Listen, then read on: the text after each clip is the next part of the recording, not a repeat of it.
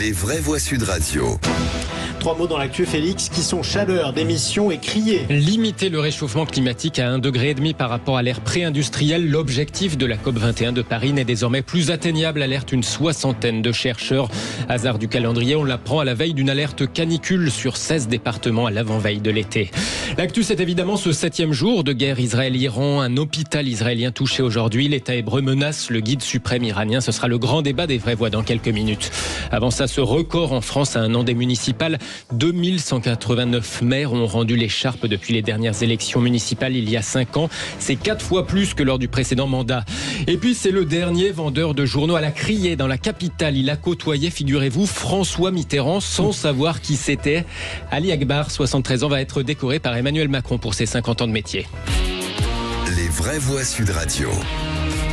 16 départements placés en vigilance orange canicule à partir de demain midi par Météo France. À l'avant-veille du début officiel de l'été, la chaleur se fait déjà ressentir et avec elle, la ruée sur les ventilateurs et autres climatiseurs au choix. C'est plus avantageux au niveau du prix d'acheter un ventilateur. C'est plus supportable la chaleur de Paris. La chaleur de Paris, on la supporte à partir de maximum 25 degrés. Dès que ça dépasse, ça commence à être compliqué, plus la pollution, etc. Bien sûr, c'est pas bon pour la planète. Voilà, ça fait plaisir aussi d'être dans le frais. Donc voilà, on pense plutôt à ce côté-là. Moi personnellement, je pense plutôt à ce côté-là.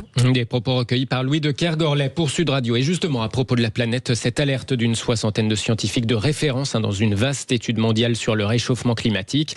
On ne peut désormais plus atteindre l'objectif de la COP21 de Paris de 2015, à savoir limiter le réchauffement climatique à 1,5 degré par rapport à l'ère pré-industrielle.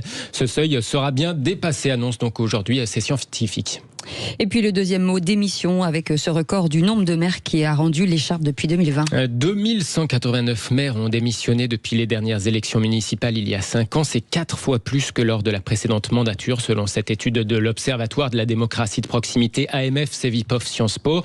Et la raison de ces démissions, qui arrivent en tête dans 30% des cas, un tiers des cas, ce sont les tensions, les disputes, les désaccords au sein du conseil municipal. Voilà qui laisse forcément un peu songeur à un an des prochaines élections. Et c'est bizarre parce qu'à Belleflou, personne n'ose s'engueuler avec le maire. Je ne sais pas pourquoi. Ça fait l'unanimité lorsque je parle. C'est très bizarre. Lorsque tu mets ton flingue sur la table. Je ne laisse pas parler, je ne suis pas opposant. Non, on n'est pas dans le même côté que certaines villes, mais il y a l'arrivée de toutes ces extrêmes dans toutes ces municipalités qui créent ces problématiques tension, aussi. Ouais. Mais bien sûr, totalement. Ouais. Mais vous avez une opposition, vous ? Pardon ? Vous avez une opposition à Belleflou ? Non, j'avais une liste d'opposition, mais qui n'a pas fait long feu. On a été... C'est-à-dire un soir, on a réglé ça. On l'interdit. Elle s'est fait sortir direct. Non, on a été élu à 99,9%. Un peu comme en Corée du Nord, quoi.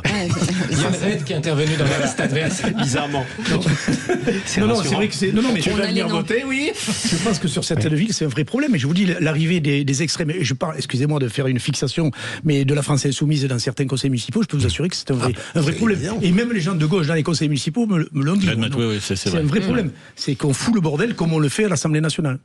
Alors, le troisième mot. Le troisième mot pour Félix, c'est la criée. Tiens, je vous aurais bien vu que vendre un journal à la criée. Bah oui, après tout, il faut trouver des titres, des phrases d'accroche. C'est un peu du journalisme, finalement, de vendre des journaux à la criée. Emmanuel Macron va décorer Ali Akbar pour ses 50 ans de métier. C'est le dernier vendeur de journaux, donc à la criée, dans la capitale, figure notamment du quartier de Saint-Germain-des-Prés. Il va être décoré de l'Ordre national du mérite par le président Macron. À cette occasion, Ali Akbar témoignait ce matin au micro de Valérie Expert et de Gilles Ganzmann sur Sud Radio. Il estime que c'est l'arrivée d'Internet qui a provoqué la disparition de tous les autres vendeurs de journaux à la criée. Avant, on était nombreux, on était au moins une quarantaine. Je suis tout seul maintenant. Depuis plusieurs années, d'ailleurs, depuis l'Internet. Ce qui a fait votre succès, c'est votre personnalité, c'est-à-dire cet humour que vous avez pour inventer des titres qui interpellent. En ce moment, on parle beaucoup de la Légion d'honneur de Nicolas Sarkozy. Donc vous dites quoi quand vous rentrez dans le restaurant ? Ça y est, je voulais la médaille de Sarkozy, ça y est. Parce que les gens, ils étaient déjà au courant. Je dis, Ali, t'as eu une médaille ? J'ai dit, oui, ça y est, je voulais la médaille de Sarkozy. Voilà. Je vais te décorer. Voilà, l'occasion d'apprendre, puisqu'il a vu beaucoup de grand monde, l'occasion d'apprendre par exemple que François Mitterrand n'était pas très Charlie, il aimait pas trop Charlie Hebdo dans les années 70. François Mitterrand, Ali Akbar le connaissait de vue sans savoir qui était le futur président de la République. François Mitterrand, je le voyais justement dans les restaurants. Mais je ne connaissais pas du tout qui c'est ce monsieur. Ouais. Je ne savais même pas un jour si ce monsieur qui deviendra le président de la France. Mais je le voyais avec une jeune fille qui s'appelait Anne Pajot. Anne Pajot, c'est Pajot. Oui. Mais par contre, il m'a acheté jamais Charlie Hebdo. Ouais. Il a dit, mais votre journal est très dangereux.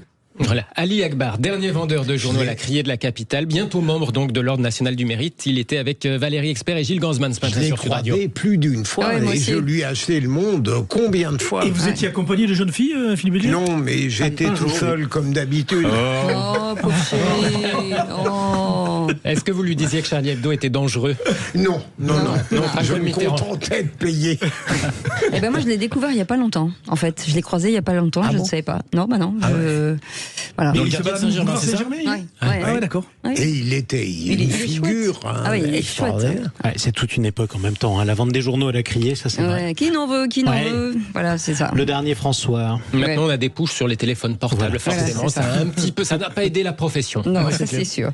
Merci beaucoup, Félix Mathieu.